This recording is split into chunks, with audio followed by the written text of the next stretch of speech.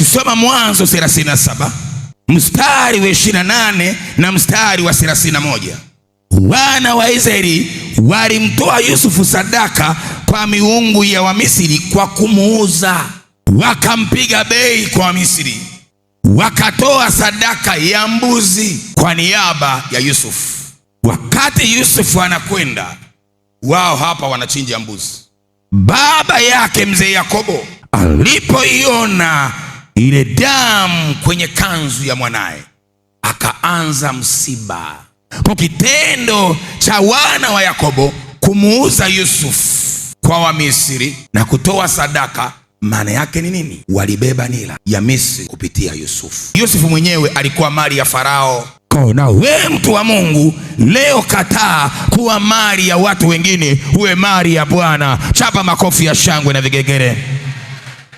Ili wana wa Israeli watoke kwenye kongwa, watoke kwenye nila ya kuwa mali ya Farao, Mungu aliwaambia waachie sadaka.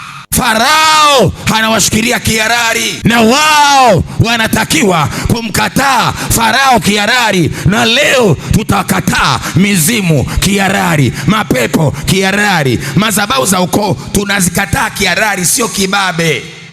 Unaenda kumwombea mtu, mapepo yanakwambia toka. Mtu wetu tulimnunua, tulipewa, tuliuziwa kwa harari, hatujavamia sisi, sio vamizi. Uchawi anaorogwa mtu mara nyingi ni maonezi, lakini mizimu inapokuwa kwa mtu sio maonezi, ni harari, kwa sababu mizimu ni ya familia. Kwa mtu anamilikiwa kwa sababu ya asili yake ya kuzaliwa. Ezekieli 16 mstari wa 1 hadi wa 13, asili yako ya kuzaliwa inatoka kwa lazima utofautishe kati ya uchawi na mizimu. Mizimu iko pale kiagano, uchawi hauko kiagano. Unaweza kukatisha mbele ya mtu akakutandika, hahitaji kuwa na kufahamu, hahitaji kumjua baba yako, hahitaji kumjua mama yako. Lakini uganga, mizimu ya kiagano, lazima mtu awe ni yule ambaye anashughulika na agano la kwenu. Kwa watu wengi wanakuja kuombewa, wanafikiria wamerogwa, lakini ukienda kumgusa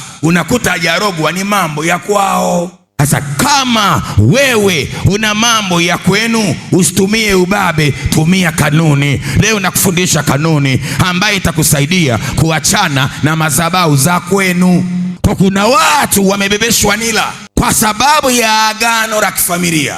Wana wa Israeli walijiuza, wakaingia kwenye mikono ya Farao na mizimu yake. Mungu alitumia kanuni, akawaambia kama mlivyochinja wakati ule mnamtoa Yusufu, mkatoa sadaka ya mbuzi, na nyinyi kila nyumba tafuteni mwana kondoo. Mlango wa Rubeni ukatoa kondoo, mlango wa Simeoni ukatoa kondoo, mlango wa Lawi ukatoa kondoo. Marango yote 12 na vizazi vyake walitoa sadaka.